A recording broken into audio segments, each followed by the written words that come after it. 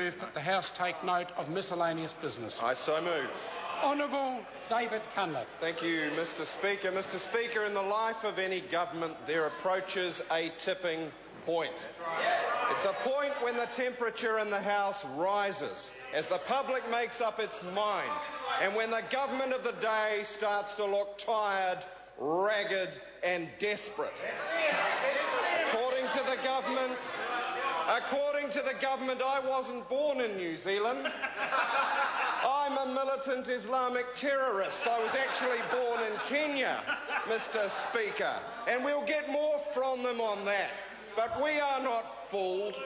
The real issue going on in the government is covering up for a Minister of Conservation who is such an endangered species that he couldn't even crawl his way into the chamber, Mr. Speaker.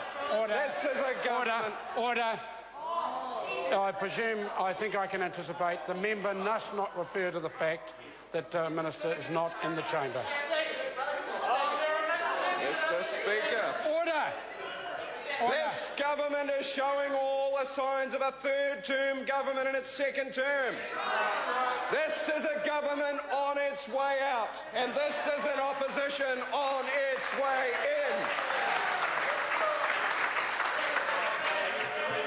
The endangered minister is guilty of 3 capital crimes: self-contradiction, excess intervention and repeat offending.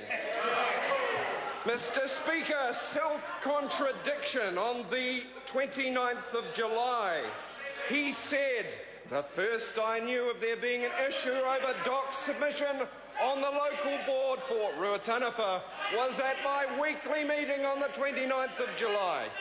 On the 31st, he said he received a full briefing and a final submission from his department.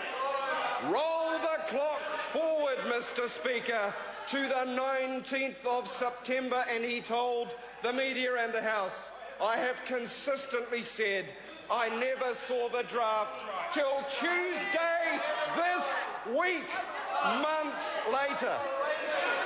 And on the 19th of July, he said, and I quote, "I did not know the draft even existed," quote unquote.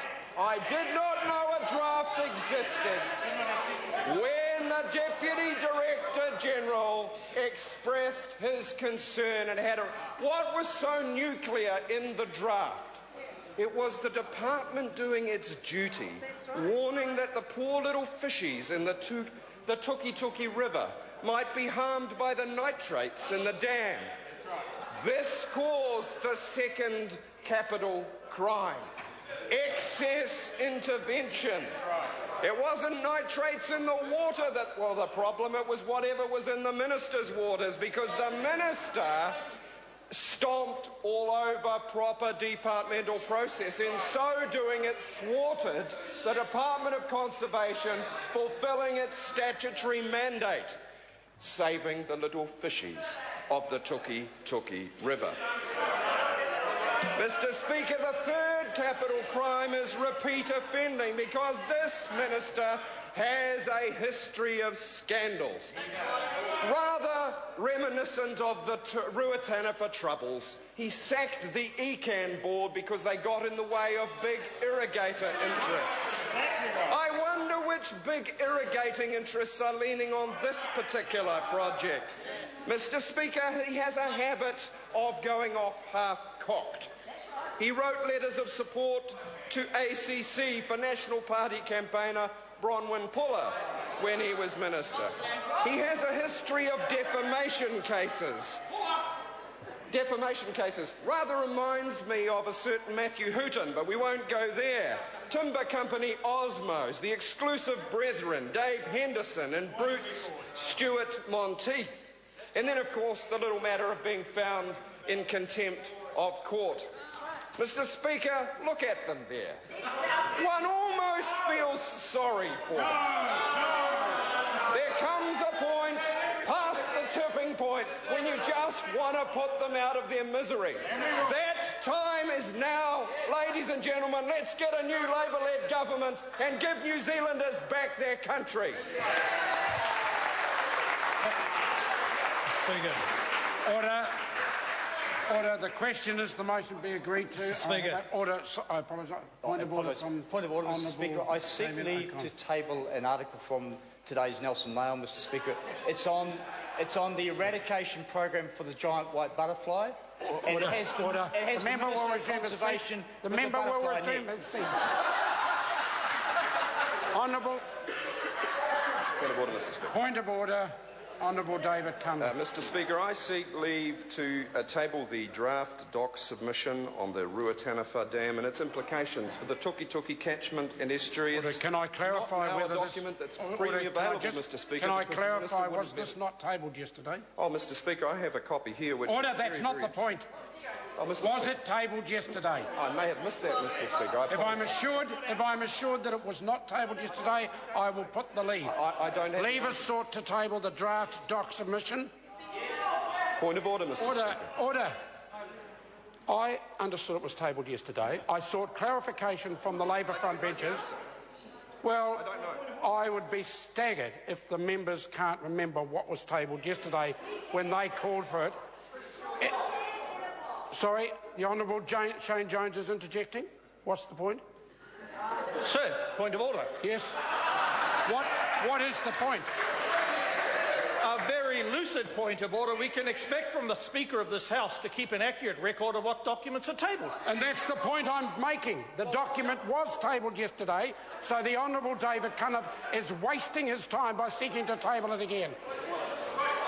Oh, this is getting to the ridiculous stage. Now, I will hear from the Honourable Clayton Cosgrove if it is a fresh point of order. If it is not, then I'll be asking the Honourable Clayton Cosgrove to leave the chamber. Fresh point of order, Honourable Clayton Cosgrove. It is a serious... Order. Sir, it is a serious procedural question, not challenging you. It is the case, I assume, that documents and other things get tabled all the time, sir. And I assume your officers... Order. We are now getting to the stage when the member is exactly questioning that. No, your member cannot finish. The member will resume his seat. We have clarified the document was tabled yesterday. It is the privilege to seek leave to table a document. It must be something that is done to inform members. I've been assured that the document was tabled yesterday. It will not, therefore, I will not put leave for it to be tabled again today. That is the end of the matter. Point of order. Is this a fresh point of order, or is it seeking to clarify? Seeking to clarify, Mr. Speaker. I will hear from the order. Order. It was on the basis of order. It was on the basis of and Tolley's confirmation to me that it was tabled yesterday that I am seeking the clarification. Mr. Speaker, I'm sorry. I was asserting that the document was tabled. I don't think it was tabled yesterday. I believe it was tabled last week by the Greens. Well, no. The easiest way forward... Order. I'm going to invite... now that we've been clarified that it possibly wasn't tabled yesterday, I'm going to seek the leave... Would the member put the leave? Yes, I seek leave to table this document that wasn't tabled. Leave is sought to table the particular draft submission. Is there any objection? Oh. There is... Then we'll now have the Honourable Bill English. A fresh point of order? Fresh point of order, Mr. Speaker. Mr. Speaker, I seek leave to table briefing notes to Plan Change 6 to the Hawke's Bay Regional Resource Management Plan, Tuki Catchment and Ruataniwha Water Sorry, the Storage. source of these documents? The Ministry of Primary Industries, I understand. Leave is sought to table an MPI draft statement. Is there any objection? There is objection. Honourable Bill English. A fresh point of order. Fresh point of order, Mr. Speaker. Mr. Speaker, I seek leave to table Ministry for Primary Industries document 103298, starting at page 356, which is its final submission to the Ruataniwha. Order. Leave is sought to table the original that we leave is sought to table an MPI submission. Can I just check? Are there any further documents the member wants to table? Many, sir. Today? No, sir. Thank you. Leave is sought to table MPI documents. There is objection. Honourable Bill English. Mr. Speaker. Order. it must be a good government when the biggest issue of the day, of the week, of the new leader's career is whether the Minister of Conservation